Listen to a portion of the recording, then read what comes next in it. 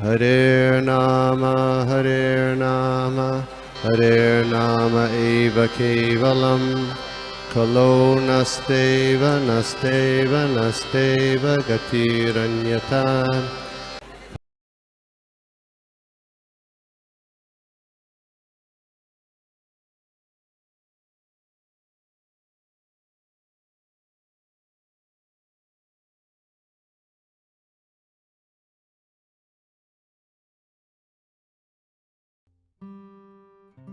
Please examine humble obeisances, all glories to Srila Prabhupada. Welcome everyone to the class. We'll chant the prayers. Om Namo Bhagavate Vasudevaya. Om Namo Bhagavate Vasudevaya. Om Namo Bhagavate Vasudevaya. Narayanam Namaskritya Naram Chaiva Narottamam Devim Saraswatam Vyasam Tato Jayamudire Nashtaprayeshu Bhatreshu Nityam Bhagavati Sevaya Bhagavati Uttama Shloke Bhakti Bhagavati Nishtiti Magyanatimidandasya Jnananjana Shalakaya Chakshuranmilitam Yena Tasmai Shri Gurave Namaha Shri Chaitanya Manobhishtam Sthapitam Yena Bhutale Swayam Rupa Kadamayyam Dadati Swapadantikam Vandeham Shri Guru Shri Yuta Padakamalam Shri Gurun Vaishnavamsha Shri Rupam Sagrajatam Sahagana Raghunatanitam Tam Jivam Sadvaitam Savadutam Parijana Sahitam Krishna Chaitanya Devam Shri Radha Krishna Padan Sahagana Lalita Shri Vishakhanvitamsha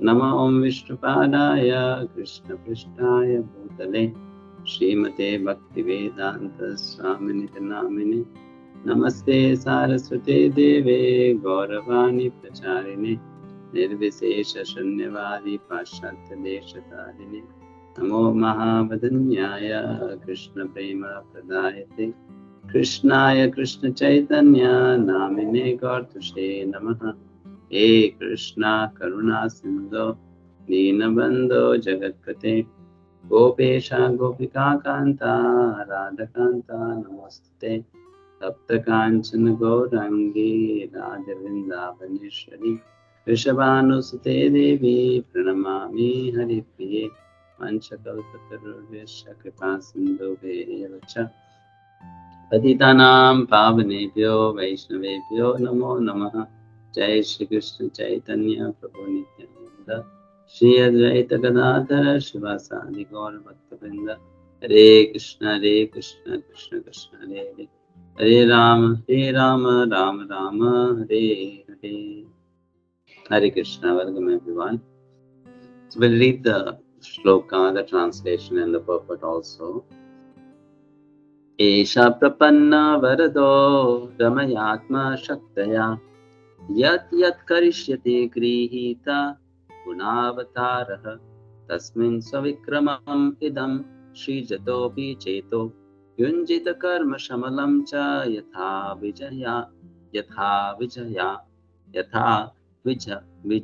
vijahatyam.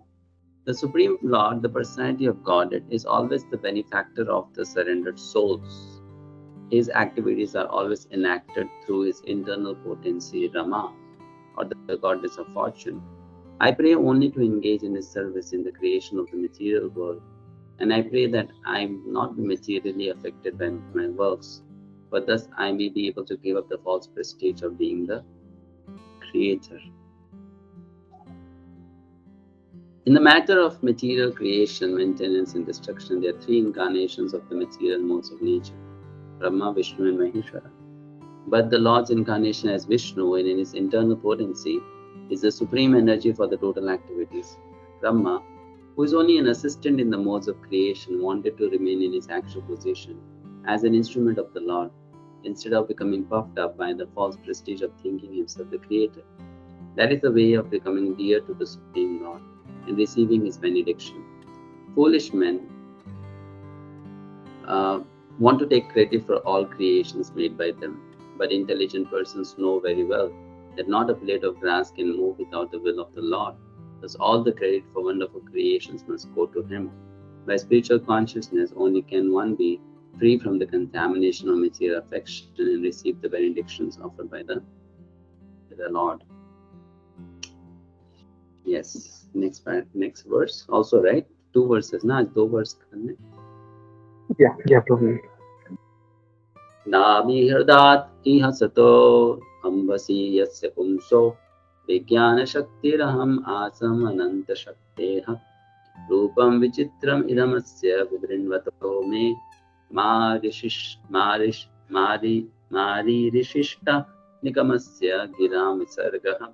The Lord's potencies are innumerable. As he lies down in the water of the vast station, I am born as a total universal energy from the navel lake in which the lotus sprouts. I am now engaged in manifesting his diverse energies in the form of the cosmic manifestation. I therefore pray that in the course of my material activities, I may not be deviated from the vibration of the Vedic hymns. Every person engaged in the transcendental loving service of the Lord in this material world is prone to so many material activities.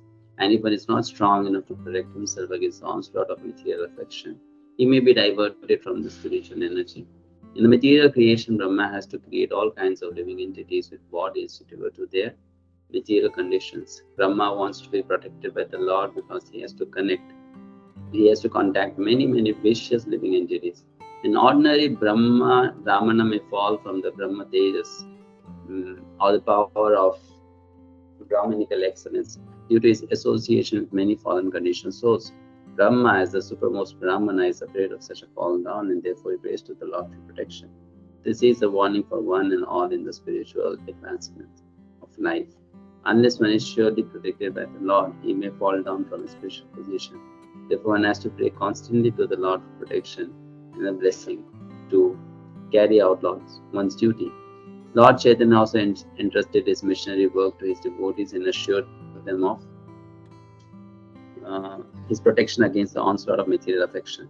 The path of spiritual life is stated in the Vedas to be like the edge of a like the edge of a sharpened razor.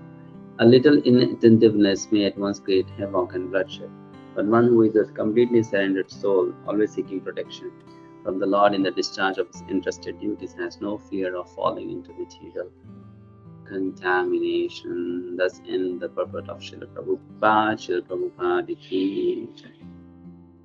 Hare Krishna. So, सभी का स्वागत है श्रीमद् भागवतम की कक्षा में. पहले वाला श्लोक पे चाहिए 23 का अनुवाद है जिसमें ब्रह्मा जी भगवान से प्रार्थना कर रहे हैं, अपने हृदय के भाव को व्यक्त कर रहे हैं. तो वो बोल रहे हैं भगवान को कि आप तो हमेशा जो आपके प्रति शरणागत होते हैं, प्रपन्न अर्थात शरणागत, आप उनके सुहृद हैं, हितैषी हैं, और आप जो भी कार्य करते हो अपनी अंतरंगा शक्ति के द्वारा करते हैं. तो मैं तो अभी आपकी भौतिक शक्ति के निर्देश अनुसार और उसका संग करते हुए सृष्टि करने जा रहा हूँ. इसलिए मैं आपसे प्रार्थना कर रहा हूँ कि वो शक्ति मुझ पर हावी ना हो जाए और मैं अपने आप को मिथ्या अहंकार के कारण सृष्टा न मानने लगूं. ऐसा ब्रह्मा जी प्रे कर रहे हैं भगवान से. अगले श्लोक में भी वही कंटिन्यूएशन है प्रार्थना का. तो बहुत सुंदर सेक्शन है. जब मैं पढ़ रहा था मैं सोच रहा था कि प्रभुपाद जी जैसे तात्पर्य में बताते हैं, प्रभुपाद जी यहाँ तात्पर्य में आपने एक चीज नोटिस की होगी, इस पॉइंट को इतना वो समझा ही नहीं कि कृष्ण पूर्ण पुरुषोत्तम भगवान है, is the supreme personality of godhead, और ब्रह्मा जी उनके सेवक हैं, दास हैं. जब हम प्रभुपाद जी के तात्पर्य को पढ़ते हैं तो हमें एक चीज नोट करनी चाहिए कि श्रील प्रभुपाद जी अपने तात्पर्य में अलग अलग थीम्स को एड्रेस करते हैं, है ना. उनके कुछ थीम्स हैं जिनको उनको प्रेजेंट करना है. जैसे आप लोग कुछ एग्जाम्पल दे सकते हो कि प्रभुपाद जी का तात्पर्य अगर होगा तो वो एक कोई पर्टिकुलर थीम को एड्रेस करेंगे, तो एक सिद्धांतिक विषय हो सकता है, एक दार्शनिक विषय हो सकता है, या फिर समाज में जो मनोधारणाएं हैं, गलत अंडरस्टैंडिंग है, गलत फहमी है, उसके ऊपर आधारित हो सकता है। तो कुछ थीम्स आप बताएंगे प्रभुपाद जी जो अपने तात्पर्य में एड्रेस करते हैं जनरल?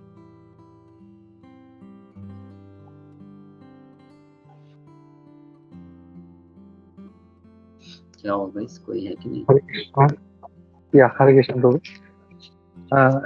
यहाँ पे ब्रह्मा जी अपने अहंकार की बात करें कि कभी उनमें अहंकार नहीं आया, वो मतलब यहाँ प्रभुपाद पे जी उसके ऊपर।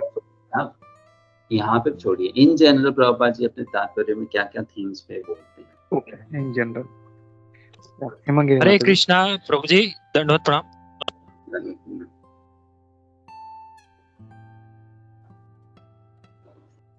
बोलिए ना, जीवन पावन गौर। जी प्रभु जी, हरे कृष्णा, दंडवत प्रणाम। प्रभु जी, यहाँ पे शिल प्रभुपाद जी तात्पर्य में संघ के बारे में व्यक्त कर रहे हैं कि हमें किस तरह ब्रह्मा जी संघ। पूछ ही नहीं रहा हूँ मैं, ये पूछ रहा हूँ इन जनरल जो प्रभुपाद जी अपने तात्पर्य लिखते हैं, अलग अलग श्लोकों में जो तात्पर्य लिखते हैं, उसमें क्या थीम्स को एड्रेस करते हैं? इस श्लोक की तो हम बात ही नहीं कर रहे। इन जनरल प्रभुपाद जी की बुक्स आप पढ़ते हो, अलग अलग श्लोक के तात्पर्य आपने पढ़े हैं, तो क्या थीम्स होती है प्रभुपाद जी को एड्रेस करने की? हाँ, गोविंद चरण। Hare Krishna Prabhu. Prabhupada sometimes addresses like how to defeat Mayavad, नहीं तो philosophically खंडन करना। मायावाद खंडन करते हैं, तो इस चीज को बहुत ज्यादा रिपीट भी करते हैं। Correct, very good. और क्या हेमांगिनी माता जी? हरे कृष्ण प्रभु जी, प्रणाम। प्रभु जी, शिला प्रभुपाद बार बार हमें सेवा के लिए प्रेरित करते हैं कि supreme personality of God head Shri Krishna है, इसीलिए अदर डेमी गॉड्स की हम लाइक प्रेयर्स या फिर सेवा करने के बजाय supreme personality of God head की सेवा में खुद को रत करें हमेशा, ये प्रभुपाद बताते रहते हैं। ठीक है, और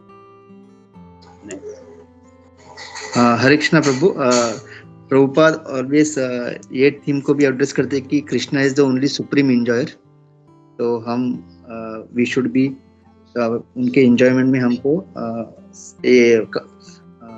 we should be part of that enjoyment, मतलब उनको मदद करना चाहिए, then only will enjoy. Okay, और कोई?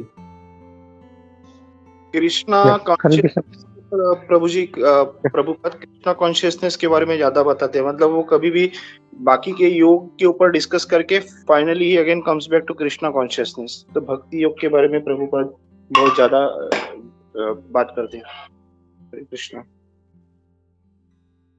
और हरे कृष्णा प्रभु जी, दंडवत प्रणाम। प्रभु जी, प्रभुपाद बताते हैं कि we are servant of lord and we are not enjoyer, but Krishna is enjoyer.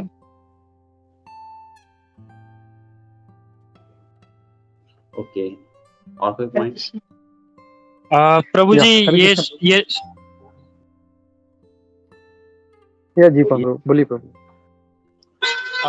प्रभु जी, ये श्लोक में प्रभुपाद जी विशेष रूप में एक जो भौतिकवादी कर्मी है उसके बारे में बताते हैं कि जो कार्य करते हैं या कुछ ऐसा ये करते हैं तो वे उसका श्रेय लेने तुरंत खड़े हो जाते हैं, और यहाँ पे ब्रह्मा जी को इतना बड़ा कार्य करना है जैसे आपने सृष्टा बताया था, तो भी वे विष्णु जी को वो प्रार्थना करते हैं प्रभु जी। जी, और हरे कृष्ण प्रभु। प्रभुपाद जी ये इस बात को भी हाईलाइट करते हैं अपने तात्पर्य में कि कैसे जीव जो है माया में फंसा हुआ है और भगवान हमेशा श्रेष्ठ है।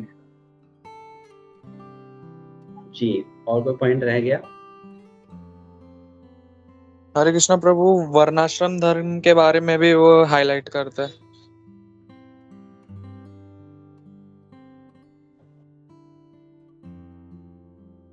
जी, थैंक यू। तो ये एक्सरसाइज हमें आपसे क्यों करवाया?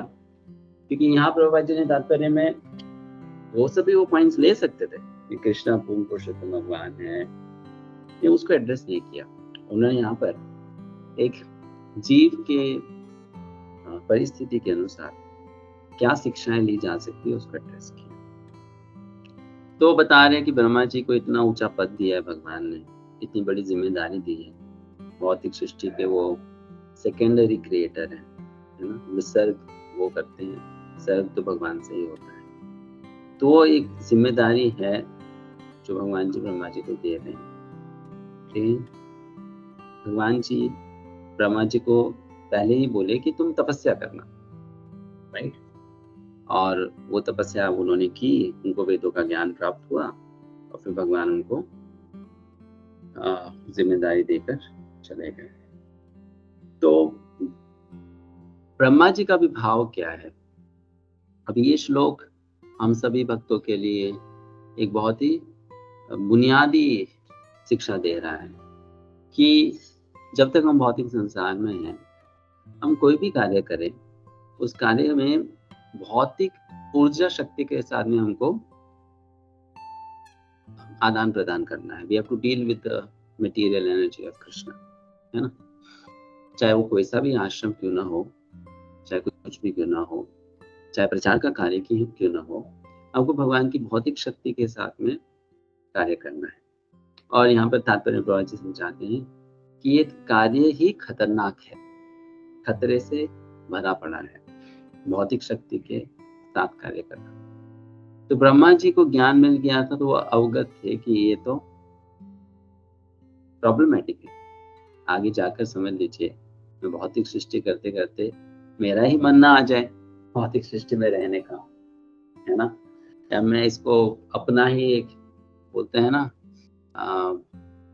बनाया हुआ अजूबा न मानने लगूं और इसी के बारे में सोचने लग जाऊं। भी आप खुद सोचिए, मेरे मन में चिंतन चल रहा था कि हम छोटा सा कुछ बना लेते हैं, एक चित्र ही बना लेते हैं, तो हम 10, 20, 50 लोगों को दिखाना चाहते हैं कि हमने बनाया है कि नहीं, एप्रिसिएशन मिलेगा। लोग तो आर्ट गैलरी खोल देते हैं कि भाई मेरी बनाई हुई पेंटिंग्स आज लोग देखने के लिए आएंगे और अप्रिशिएट करेंगे, फिर लोग फीडबैक लिखवाना चाहते हैं।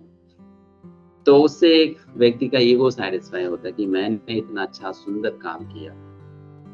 ब्रह्मा जी ने तो पूरी सृष्टि की है। अगर सृष्टि अद्भुत है, बाहरी दृष्टिकोण से देखा जाए, तो इस अद्भुत सृष्टि के पीछे जो दिमाग है वो ब्रह्मा जी का है, जो कला है वो ब्रह्मा जी की है, जो क्रिएटिविटी वो ब्रह्मा जी की है। तो ब्रह्मा जी मन ही मन सोच रहे हैं कि इतना बड़ा मैं जिम्मेदारी सिर पे ले रहा हूँ, लेकिन ये तो है तो बहुत रिस्की काम, क्योंकि इस जिम्मेदारी के कारण कहीं मैं ही भौतिक जीवन से आकर्षित नहीं हो जाऊं, और मुझे जो मेरा गोल है वो गोल क्या है कि मुझे मुक्ति चाहिए, जीवन के अंत में मुझे भगवान के पास लौटना है, वो चूक जाएगा, वो मैं नहीं प्राप्त कर पाऊंगा। तो इसलिए ब्रह्मा जी उस मेंटालिटी के साथ में प्रवेश कर रहे। तो यही अप्रोच हमें एज अ साधक का, एज अ प्रैक्टिसिंग डिवोटी रखनी चाहिए, समझना चाहिए कि हम कोई भी कार्य में प्रवेश करें, कोई भी रिलेशनशिप में प्रवेश करें, कोई भी नया इनिशिएटिव लें, तो हमें ब्रह्मा जी से सीखना है कि हम दास भाव से ही उसमें प्रवेश करें, भोक्ता भाव से नहीं। आई एम अ सर्वेंट, ये मेरी सेवा है, मुझे सेवा के रूप में दिया जा रहा है, चाहे वो एंजॉय करने का ही कार्य क्यों ना हो, है ना। कभी कभी भक्त लोग सोचते हैं कि भक्तों के जीवन में एंजॉयमेंट नहीं होता है, नहीं होना चाहिए। ये बहुत गलत अंडरस्टैंडिंग है हमारी। एक्चुअली भक्त लोग ही तो एंजॉय कर सकते हैं, और कौन कर सकता है। आप शास्त्र पढ़ते हो तो भगवान कभी नहीं बोलते कि तुम भक्ति करो तो अगला जीवन तुम्हारा सुखी होगा। भगवान ये बोलते हैं तुम मेरे बताए गए रास्तों पे चलोगे तो तुम्हारा ये जीवन और परलोक दोनों सुखमय हो जाएगा, right. Which means Krishna is teaching us that the purpose of life to be happy. सही बात है, जीवन तो आनंद अनुभव करने के लिए ही है, लेकिन वो आनंद अनुभव करने का एक तरीका है, वो हम प्रभुपाद जी के ग्रंथों से सीख पा रहे हैं। लोगों को उसका ज्ञान नहीं होता तो शुरुआत ही गलत कर देते हैं, लेकिन और शुरुआत गलत कर देते हैं तो फिर परिणाम अच्छा कैसे हो सकता है। जैसे फॉर एग्जाम्पल, अगर मेरी शुरुआत ही 1 मिनट का, ये फोन मुझे साइलेंट कर।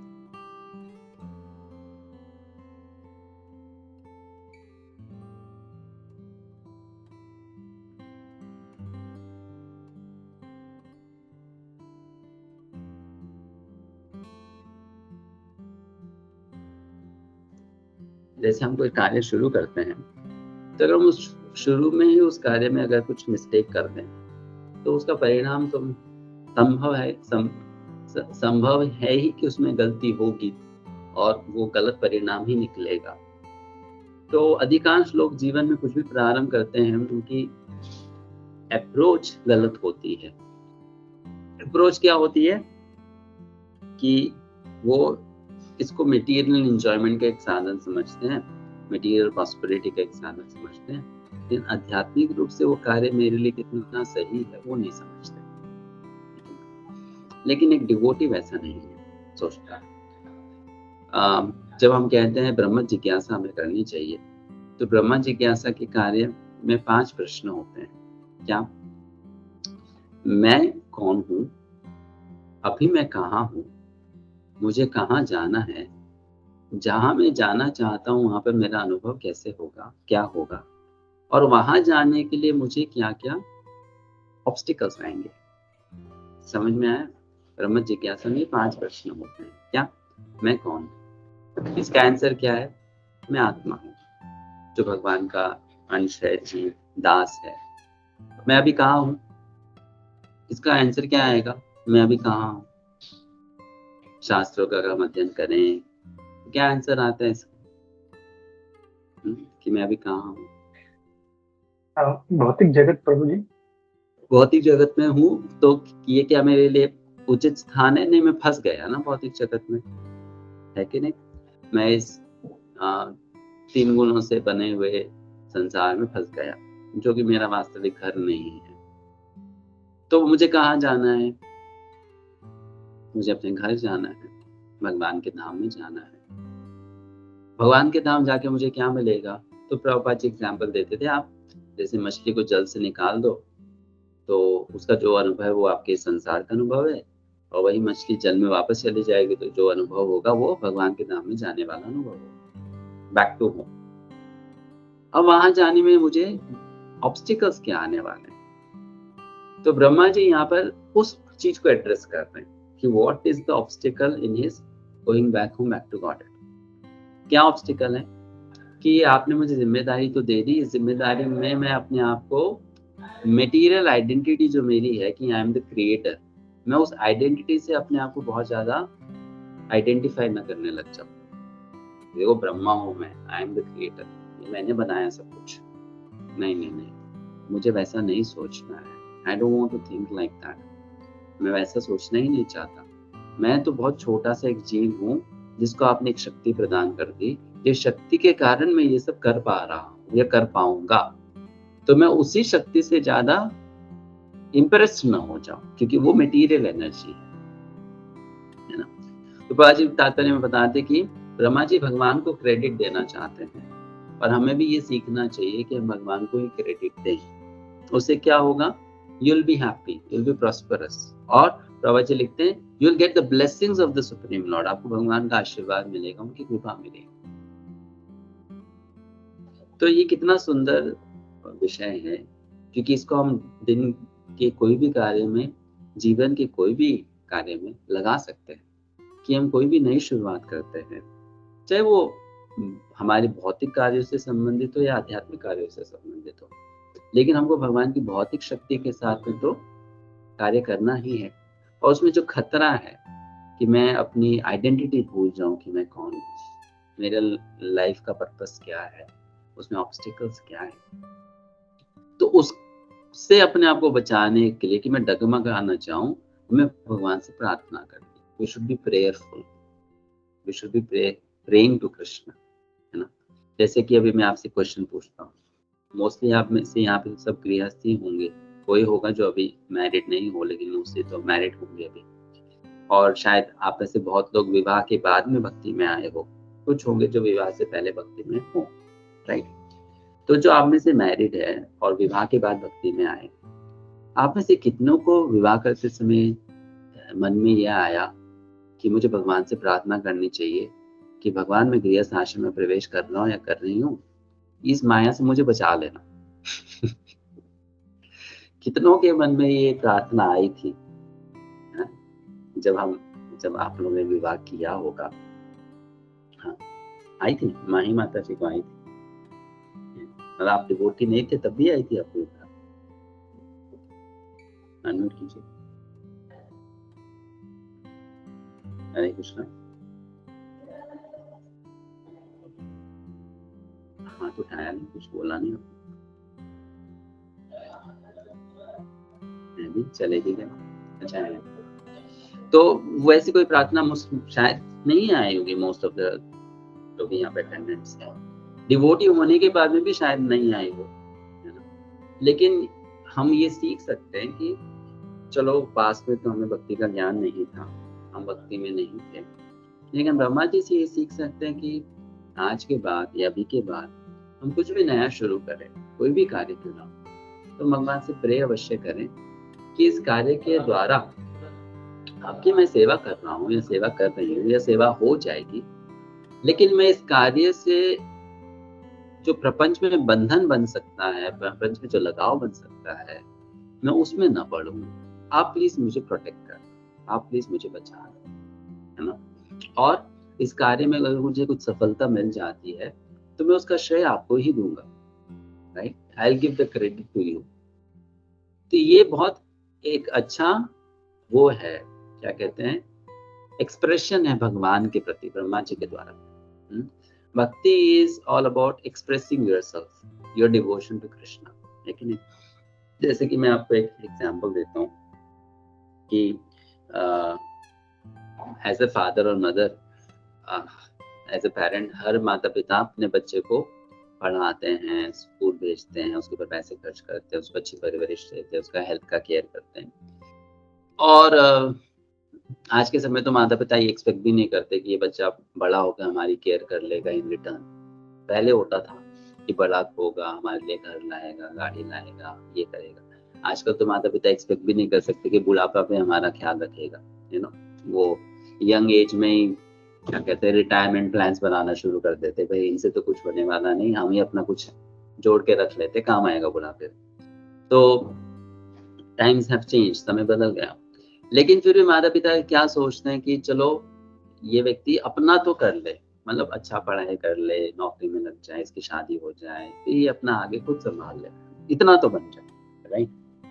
अब ये भी अगर आपको उस व्यक्ति को डंडे मार मार के कराना पड़े कि भाई पढ़ लो, आगे जाके नौकरी नहीं लगेगी, हम बिजनेसमैन नहीं है, तुम्हारा काम हम नहीं करा सकते, पढ़ाई कर लो, है ना? पढ़ाई, नौकरी नहीं मिलेगी तो फिर विवाह भी नहीं होगा, कुछ नहीं होगा, विवाह हो जाएगा तो फिर बच्चे नहीं पैदा कर पाओगे, खर्चा कौन उठाएगा? तो इस प्रकार से प्रॉब्लम्स बहुत आएंगी, तो पढ़ लो। अगर आपको ये सब बातें बोलकर अपने बच्चे को पढ़ने के लिए इंस्पायर करना पड़े, दैट मीन्स मतलब इतना अच्छा नहीं है आपके बच्चे का मैच्योरिटी लेवल, क्योंकि यू नो यहाँ पर तो आप उसकी भलाई के लिए उसको इतना ज्यादा सुना रहे हो, तब जाके वो प्रेरित हो रहा है अपना काम करने के लिए, अपना कर्म करना। अब उस केस में बच्चा हाँ भी मान जाए कि चलो ठीक है, पापा इतना बोल रहे, मम्मी इतना बोली, पेरेंट्स इतना बोल रहे, तो उनके लिए पढ़ लेते हैं, ये इतना सुना रहे तो पढ़ लेते हैं। You won't call that child as a very submissive child, very loving child, very caring child, है कि नहीं? वैसे आपके मन में फीलिंग नहीं आएगी। लेकिन अगर ऐसा बच्चा होगा जो खुद ही मन में ऐसा सोचे कि नो मेरे माता पिता ने इतना ज्यादा पैसा स्पेंड किया मेरी पढ़ाई के लिए, या कर रहे हैं, मेरी मेहनत कर रहे हैं, तो मैं जब बड़ा होऊंगा ना, तो ये मेरी इच्छा है कि अपना तो मैं घर संवारूंगा ही संवारूंगा, लेकिन मैं अपने माता पिता के लिए भी कुछ करना चाहता हूँ, अपने सब लोगों के लिए कुछ करना चाहता हूँ। यू विल फील प्राउड कि हाँ बच्चा हुआ है तो ऐसा कुछ बच्चा हुआ है जो हमारे लिए भी सोचता है कि रिटर्न में कुछ देना चाहता है, राइट?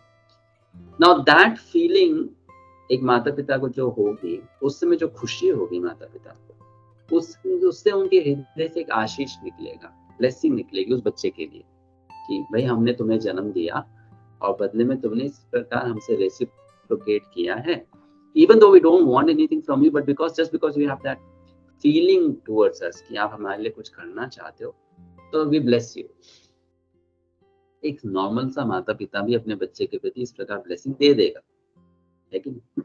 तो अगर हम भगवान को उस पोजीशन में देखें, is everyone's father and mother, supreme father and mother, and उन्होंने हमें ये जीवन दिया है, तो ये लाइफ एक अपॉर्चुनिटी की तरह है। It's an opportunity. शरीर दे दिया, एक स्थान दे दिया, अब हम उस अपॉर्चुनिटी के द्वारा क्या करते हैं? What do we do using that opportunity? क्या हम उस अपॉर्चुनिटी के द्वारा बस अपना ही कर लें?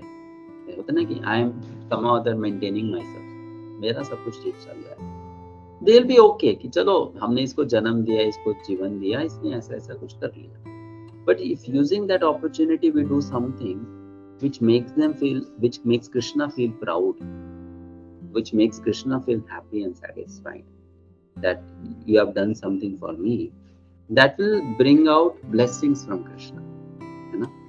कृष्णा से कृष्णा से क्या होगा? ब्लेसिंग आएगी उसमें, राइट? ब्लेसिंग कृष्ण देंगे। तो हमें ब्रह्मा जी से ये सीखना चाहिए यहाँ पर कि he is taking it as an opportunity, वो एक अपॉर्चुनिटी के रूप में ले रहे हैं कि मुझे भगवान ने सृष्टि करने की जिम्मेदारी दी है तो बड़ा रिस्की काम, राइट? मुझे भौतिक सृष्टि के साथ में उलझना पड़ेगा और इतने सारे अलग अलग प्रकार के जीवों को बनाना पड़ेगा, तो वो मैं उनके प्रति कहीं आकर्षित ना हो जाए या उनकी चेतना मेरी चेतना को खराब न कर दे, right? This fear he has, so he is praying to Krishna for protection. And he wants to do whatever he wants to do. आप जो स्क्रीन शेयर कर रहे हो ना, आप स्क्रीन क्लोज कर दीजिए, शेयरिंग क्लोज। तो मैं जो भी करना चाहता हूँ, मैं आपको संतुष्ट करने के लिए और आपको ही श्रेय देकर करना चाहता हूँ। I want to give the credit to you that Krishna, अगर मैंने ये सृष्टि की है तो आपने जो शक्ति दी उसके द्वारा की है, आपके पर्पस के लिए की है और आपकी प्रसन्नता के लिए की है। आप प्लीज मुझे उस सृष्टि में खुद ही पढ़ने से या उससे आकर्षित होने से या बचने से आप बचा लीजिए। Protect me from my own created illusion. तो ये प्रार्थना या ये भाव डिवोटीज में हमें विकसित करना चाहिए कि हम ऐसा करें, हम कुछ भी कार्य करें, बहुत ही आध्यात्मिक भगवान से प्रार्थना करें कि उस कार्य में हम खुद ही न फंस जाएं। हालांकि हम वो उनकी प्रसन्नता के लिए कर रहे हैं, चाहे कुछ भी प्रकार से करते हैं, but we don't become materially attached to that activity, to the things that we get from that activity, उससे जो remuneration मिलता है हमको, right? Reciprocation होता है, चाहे material spiritual, और हम जो गोल है कि हमें भगवान के पास धाम में वापस लौटना, उसको भूले नहीं। So we always seek that protection and we work in this consciousness. ये ब्रह्मा जी हमको सिखा रहे हैं। So this is the main lesson। Prabhupada ji ने भी इसी पे बल डाला कि हमें हमेशा ऐसे ही सोचना चाहिए, क्रेडिट कृष्ण को देते रहना चाहिए, और जरूरत पड़ती है तो हमें रिस्क भी लेना पड़ता है। भौतिक सृष्टि का कार्य करना है, भौतिक शक्ति के साथ में कार्य करना है, तो वो रिस्की है, लेकिन हम उसको छोड़ भी नहीं सकते क्योंकि हमें अपना ड्यूटी निभाना है भगवान के प्रति, या भगवान ने हमें सृष्टि में डालना है तो उसके प्रति we have to fulfil our duty, but we have to do that in this mood. First prayerful for protection. डरने से कुछ फायदा नहीं ना, ब्रह्मा जी यहाँ पे डर नहीं रहे कि अरे इतना बड़ा काम हमें दे दिया, हम कैसे करेंगे। नहीं, भगवान ने हमें बता दिया ना कि ये जरूरत है, करना है, और साथ ही साथ हमें सिखा भी दिया। So he is very confident, so is not getting scared. वो उसको रिस्पॉन्सिबिलिटी के रूप में एक्सेप्ट कर रहे हैं, एट द सेम टाइम उसके पिटफॉल्स को भी जानते हैं कि क्या क्या ऑब्स्टिकल्स आएंगे, मैं कैसे गिर सकता, मेरा पतन हो सकता है, उसको भी जानते हैं। भगवान से प्रोटेक्शन की प्रार्थना भी कर रहे हैं, और ये भी भाव है कि अगर हमें बीच में कुछ सफलता मिल जाती है, कुछ हो जाता है अच्छा हमारे द्वारा है, तो उसका क्रेडिट हम ना लेके भगवान को ही दे कि only because of you Krishna or your blessings I could do this seva nicely, I could complete this project nicely, I could complete this task properly. I give credit to you Krishna, not to myself। तो इस प्रकार से हम ये शिक्षा इन श्लोकों से ले सकते हैं। I'll stop here. Any questions or comments? हरे कृष्ण। हाँ, हरे कृष्ण मेघा। प्रभु जी। अच्छा, हेमांगी राधा माता। हरे कृष्ण प्रभु जी। वंडरफुल क्लास प्रभु जी। अपने वर्ड्स को एकदम डिफरेंट एंगल से समझाया प्रभु जी, क्योंकि हम जब परपट पढ़ते हैं तो हम अलग तरीके से श्रील प्रभुपाद जो लिखना चाहते हैं वो हम लोग वर्ड टू वर्ड समझने की कोशिश करते हैं, बट आपने जो ये परपट एक अलग मोड पे लेके जाके आपने बहुत अच्छे से उसको एक्सप्लेन किया। प्रभु जी, आपने एक बात तो अच्छी तरह से समझाई कि इस भौतिक जगत में हम जब आते हैं तो ये माया भी भगवान की ही शक्ति है, तो हमें उस माया देवी की उस शक्ति से डरना नहीं है कि हम और गिर जाएंगे नीचे सोच के, but we have to use this energy of the lord to serve the lord and to like उनको खुश करने के लिए हमें इस शक्ति को यूज करना है। That is my understanding from this class प्रभु जी। Hare Krishna. Thank you so much. Hare Krishna. Thank you. Megha Gupta. Hare Krishna प्रभु जी, दंडवत प्रणाम। प्रभु जी आपने थैंक यू फॉर सेशन। प्रभु जी आपने इस सेशन में समझाया ना कि जब भी हम कुछ ऐसा कार्य करने, मेरा यह प्रश्न है कि करने जाए और वो लगे कि यहाँ पे हमें माया जो है नीचे गिरा सकती है या भक्ति से दूर कर सकती है, तो जैसे प्रभु जी जो हम जो है अभी जो मैरिड नहीं है, चाहे वो प्रभु जी हो माता जी हो, तो हमें ये प्रभुपाद के जो बुक्स हैं उससे बहुत पता चलता है कि एक्चुअली माया क्या है, माया से बचना चाहिए। गृहस्थ जो है गृहस्थ धर्म, वहाँ पे भी हमें बहुत भक्ति से मतलब हमें भक्ति से दूर ले जा सकती है गृहस्थ लाइफ, अगर हम अच्छे से कृष्णा कॉन्शियसनेस प्रैक्टिस नहीं करें। तो फिर भी जैसे प्रभु जी कुछ मतलब ऐसे भक्त होते हैं जो इसको रिस्क लेते हैं और वो अपने माता पिता का सेवा को देखते हुए वो विवाह करते हैं, ये सब जानते हुए भी।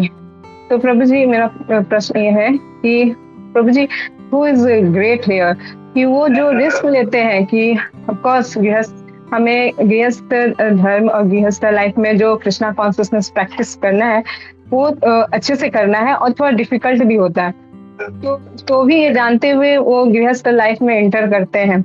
और कुछ ऐसे भक्त हैं जो वो गिव अप करते हैं, मतलब गृहस्थ लाइफ को गिव अप करते हैं और वो लाइफ टाइम ब्रह्मचार्य अपनाते हैं।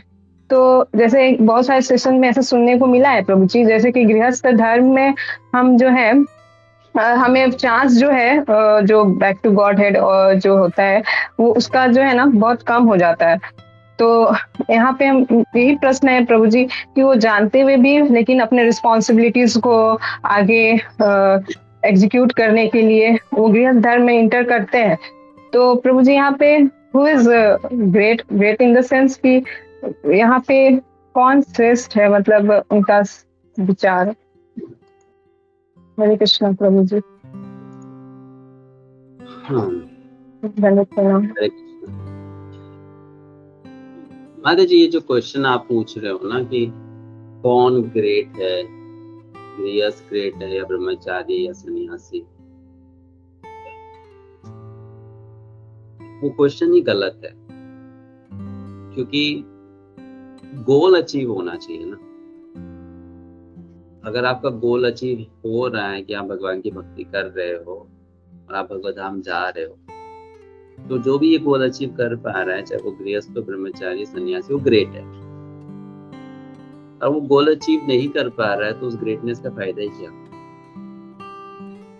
राइट?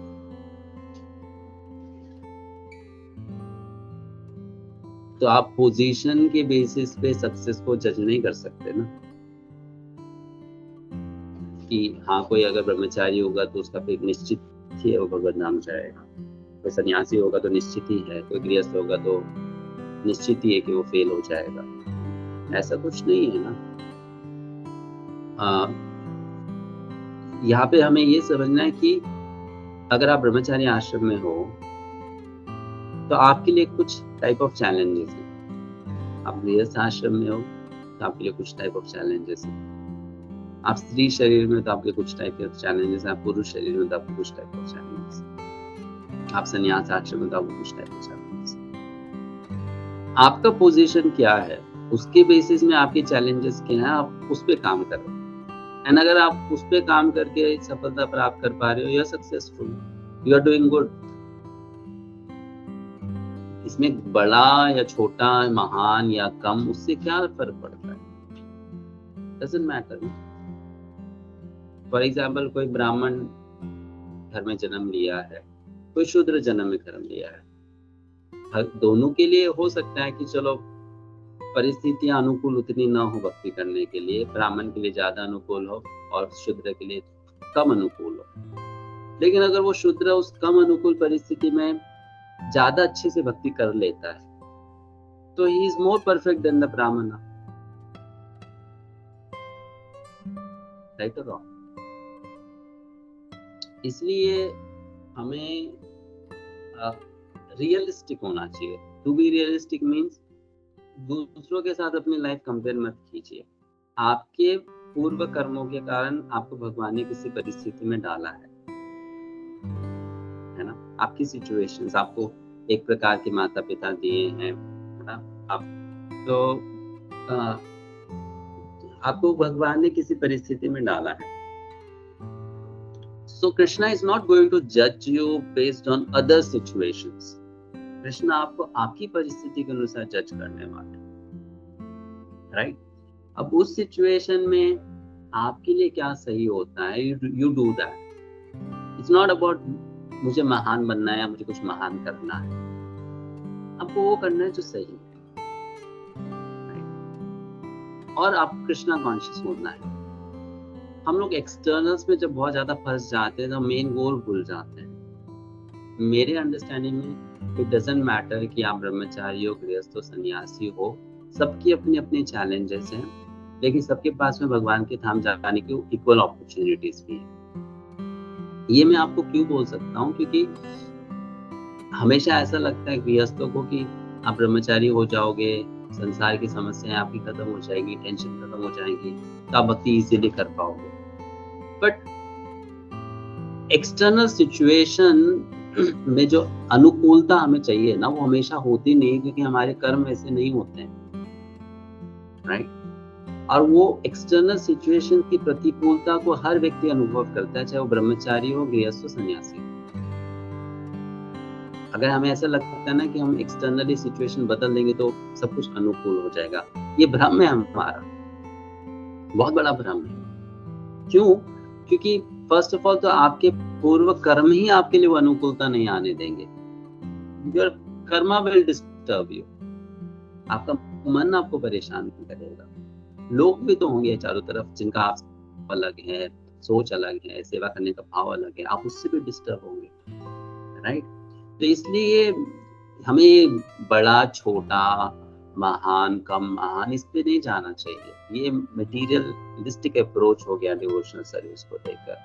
हमें ये सोचना चाहिए कि at this moment in my life what is my state of mind, मेरी क्या ड्यूटीज बनती हैं और मैं अपनी भक्ति में कैसे बढ़ सकता हूँ आगे। गृहस्थ बन के, ब्रह्मचारी रह के, विवाह करके, नहीं विवाह करके, इस लड़की से या इस लड़के से विवाह करके, या किसी और लड़की या लड़के से विवाह करके, दैट्स माय टेक नाउ। अब मुझे उसकी रिस्पॉन्सिबिलिटी लेनी है और भगवान पे विश्वास करके आगे बढ़ना है। इंटेंशंस हमारे सही होने चाहिए, बस उतना। अब वो नहीं सोचना चाहिए कि ये ग्रेट है, ये है, दैट्स ऑल एक्सटर्नल ना, material. At the end of the day हमारी सफलता किससे नापी जाएगी? इससे कि आप आजीवन ब्रह्मचारी रह गए, आप सन्यासी रह गए, या आप गृहस्थ रह गए, इससे नहीं ना। At the end of your life आप कृष्णा कॉन्शियस बन पाए कि नहीं बन पाए, उससे आपको इवैल्यूएट किया जाएगा। And that all depends on your sincerity. Life will throw many things at you, वो हमारे कंट्रोल में नहीं होता है, टू बी ऑनेस्ट। अब आप कैसे रिस्पॉन्ड करते हो वो बताता है कि how Krishna conscious you are, right? ये नहीं कि हम लाइफ को जैसा चाहे वैसा बना देंगे and then I will be Krishna conscious within that my imagined Krishna conscious world. It's not like that. समझ में आ रहा है आपको? हम लोग क्या सोचते हैं ना, जैसे हम लोग मटेरियल लाइफ में एक सिक्योरिटी नहीं चाहते कि हाँ 2 BHK घर होगा और फिर उसका 20,000 भाड़ा होगा, फिर महीने का राशन पानी का इतना, तो मेरा 60,000 एक्सपेंसेस है, 80,000 मेरा सैलरी है, हाँ तो सब सेटल ना, I M now secure in my material life. तो हम कभी कभी अपना भक्ति को भी लेकर ऐसे ही सोचते हैं, ठीक है मैं शादी कर लूँ या मैं ब्रह्मचारी बन जाऊँ, फिर मैं इस मंदिर में रहूंगा, ये ऐसा होगा वैसा होगा, लाइफ तो बिल्कुल ऐसी रहने वाली, फिर ऐसे माहौल में तो मैं भक्ति कर ही लूंगा या कर ही लूंगी। बट दैट्स माय इमेजिन्ड, बोलते हैं ना, एक environment of Krishna consciousness. However reality is कि वैसा कुछ नहीं होगा, भगवान कुछ भी कर सकते हैं आपके जीवन में, या आपके पहले के कर्म आपके जीवन में कुछ भी ला सकता है। तो उस मोमेंट में मुझे कृष्णा कॉन्शियस होना सीखना है, और तभी पॉसिबल है जब मैं इस फिलॉसफी को, इसके एप्लीकेशन को बहुत मैच्योरिटी के साथ में अपने आत्मसात कर लेता हूँ, और मैं फिर हर सिचुएशन में कृष्णा कॉन्शियस होना सीख जाता हूँ। That's the point. I should learn to be Krishna conscious in all situations. डर नहीं लगना चाहिए, अरे ऐसा तो हम क्या करेंगे, वैसा तो हम क्या करेंगे। आप भक्ति को इतने अच्छे से सीख लो या समझ लो कि लाइफ में कितना बड़ा भी तूफान आ जाए, जमीन आसमान हो जाए, आसमान जमीन बन जाए, everything goes topsy-turvy, but at the end of the day मैंने भगवान की भक्ति की, I did devotional service today to Krishna, तो वो मैच्योरिटी है, अंडरस्टैंडिंग हमें आनी चाहिए, और वो अगर हम कर लेते हैं तो वी आर सक्सेसफुल ना। तो क्या बड़ा छोटा, क्या महान, क्या तुच्छ, doesn't matter.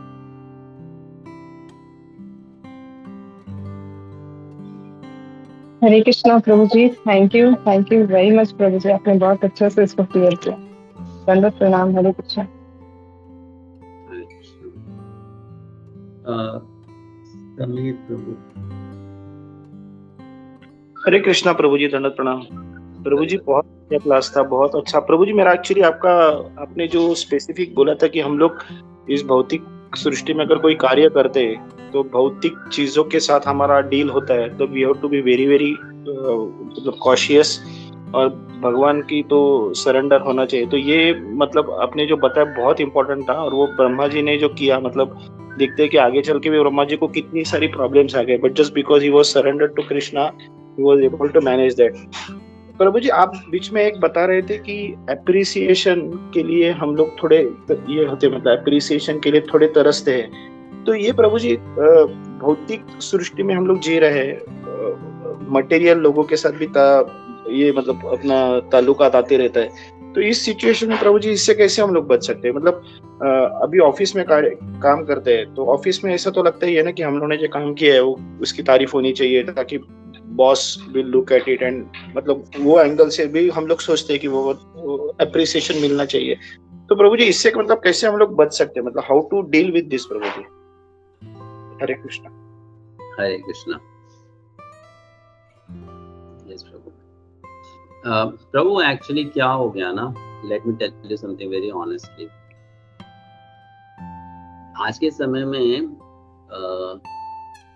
the cultural setup of everything, whether it's family life, whether it's professional life, whether even it is spiritual life, is so much full of insecurity, है ना, कि व्यक्ति को भय रहता है हमेशा।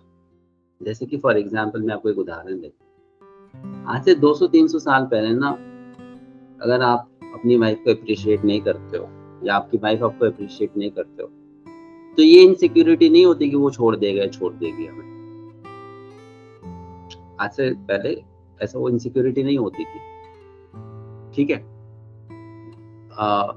मतलब ये होता था भाई घर में साथ में रह ही रहे हैं ना, वो अपना काम कर रहा है, मैं अपना काम कर रही हूँ, तो फिर यहाँ पे सेपरेट होने वाली बात क्या आती है। लेकिन आज के समय में तो अगर आप अप्रिशिएट ना करो दूसरे व्यक्ति को, तो ये इनसिक्योरिटी आ जाती है कि इसका किसी और के साथ चक्कर तो नहीं चल रहा, राइट। उसी प्रकार से आज से 300-400 साल पहले अगर आप कोई मंदिर में सेवा कर रहे हो और आप डेडिकेशन के साथ सेवा कर रहे हो, तो मंदिर का मैनेजर ये सोचेगा, अरे यार ये 5 साल से सेवा कर रहा है, चाहे कैसी भी सेवा कर रहा है, लेकिन 5 साल तो इसमें सेवा की ना, तो हम इसको कभी निकालेंगे नहीं सेवा से, इसको रखेंगे क्योंकि ये 5 साल इसने सेवा में दिए हैं। लेकिन आज का कल्चर ऐसा हो गया है कि आपको निकाला भी जा सकता है, इसलिए आप मंदिर में भी जाते हो तो इनसिक्योरिटी होती है कि मेरा काउंसलर अगर मुझे अप्रिशिएट नहीं कर रहा है, मंदिर का मैनेजर मुझे अप्रिशिएट नहीं कर रहा है, तो शायद मेरी सेवा चली जाए। और वही चीज हमारी प्रोफेशनल लाइफ में भी आ गया है। पहले क्या होता था, आप किसी के यहाँ नौकरी कर रहे हो तो चाहे कैसा भी है यार, अपना ही नौकर है, इसको रख लो। 15 साल से नौकरी कर रहा है, इसको निकाल देंगे तो ये कहाँ जाएगा, इसको कहाँ दूसरा काम मिलने वाला है, will keep it. So previously छोटी छोटी बात पर जो बोलते हैं ना, एक संबंध टूटने वाली बात या कोई चीज आपको छोड़नी पड़ेगी, ऐसा नहीं होता था। तो people were more secure, more peaceful, therefore their craving for appreciation was less. अभी हमारे appreciation को लेके craving इतना क्यों है? एक तो natural सी बात है, कोई आपको appreciate करता है तो आपको अच्छा लगता है, but we psychologically connect appreciation to security. Am I right or wrong? Yes, Prabhu, yes. Right? We psychologically connects appreciation to security. ये प्रेजेंट डे में वो है, क्या कहते हैं, माहौल है। तो इसलिए अभी वो सिक्योरिटी को, वो सिक्योरिटी की जरूरत फील करना इज अ नेचुरल थिंग। तो आप जो बोल रहे हैं ना, हम काम करते हैं, बॉस अप्रिशिएट करता है तो अच्छा लगता है, तो ठीक है, that's okay. It's not for कि हाँ वो अप्रिसिएशन पाने के बाद में आप now you start thinking I am the king of the universe. नहीं ना, I am so great, I am so wonderful, I am the best, वो नहीं आना चाहिए। That should not come into our heart, that should not enter into heart. कुछ अच्छा किया, उसने अप्रिशिएट किया, आपको सर्विस सिक्योरिटी उससे हो रही है कि this man like my work, तो अच्छी बात है। इट गिव्स यू एनकरेजमेंट कि हाँ हम मेहनत करेंगे, हम और भी आगे काम करेंगे। और दूसरी बात, आप उस अप्रिसिएशन को भगवान को पास भी कर सकते हो कि भगवान उस बंदे ने अप्रिशिएट किया, but they don't know, but I know the truth, actually it's all because of you. You give me the intelligence, you give me the skill, the time, the facility, the resources की है, मैंने I could do this project properly. So let me pass on my all the credit to you, that we can do, even if we cannot tell our boss कि you know sir, मेरी मेहनत से थोड़ी ना promotion मुझे मिला है, भगवान की कृपा से मिला है। आप उसको मत बोलो, उसको शायद समझ में भी ना आए, राइट? तो लेकिन आप भगवान को तो बोल सकते हो ना कि not because of my hard work I got this promotion or success, it's all because of your mercy. Appreciation से भागने की कोशिश मत कीजिए, आपको मिल रहा है तो लीजिए, उसको एक्सेप्ट कीजिए और भगवान को ऑफर कर दीजिए, right? Thank you Prabhu ji, thank you प्रभु जी। फिर इसमें एक है कि एप्रिसिएशन आ रहा है तो दैट इज एनीवे, मतलब वो तो कोई ना बोलेगा नहीं, बट उसका हैंकरिंग होगा, दैट इज प्रॉब्लम ना। फिर वो अनर्थ निवृत्ति में जाते कि हम लोग मोह में अटक गए कि हम लोग एप्रिसिएशन चाहिए, एप्रिसिएशन चाहिए। हाँ, तो जब आप वो आपका इंटॉक्सिकेशन ही हो जाना चाहिए। You should not be craving for it. That every time now you do something, like honestly, जैसे for example, now if I give a class, मेरा example लेते, if I give a class, अब class के बाद में कोई devotee बोले आप लोग आपने अच्छा क्लास किया, तो क्या एक्सेप्टेड है, जैसे ठीक है भगवान की कृपा है। लेकिन मैं क्लास देने से पहले अगर सोचूं आज कौन मेरी बड़ाई करने वाला है, आज किसका अच्छा फीडबैक आने वाला है, एक तो फीडबैक अच्छा आना ही चाहिए, then it spoils my entire consciousness ना। फिर मैं उसको सेवा भाव से नहीं कर रहा हूँ।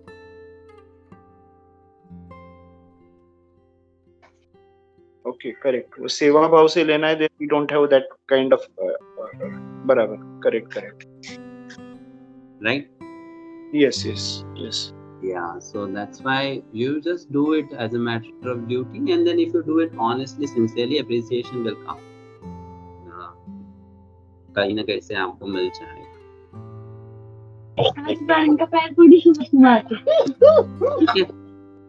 Thank you Prabhu ji, thank you very much. Hare Krishna. Thank you. और कोई क्वेश्चन की नहीं का? हरे कृष्णा प्रभु, बहुत बहुत धन्यवाद प्रभु जी आपका, आपने इतना समय निकाला और जो दोनों श्लोक थे इतने अच्छे से आपने प्रेजेंट किए, नॉट ओनली फिलोसॉफिकल लेकिन एकदम बहुत ही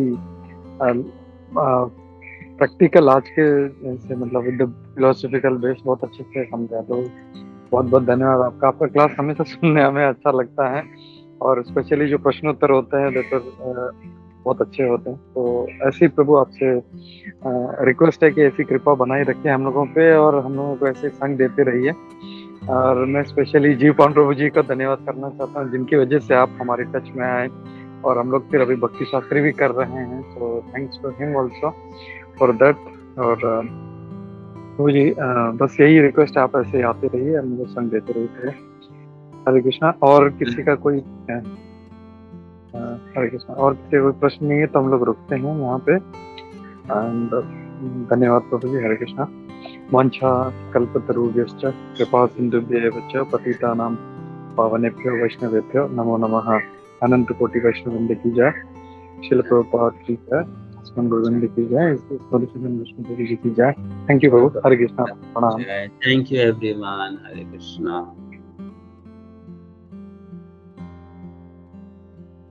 या Hare Krishna. Thank you everybody for joining. हम लोग नरसिंह आरती लेते हैं। हरे कृष्णा।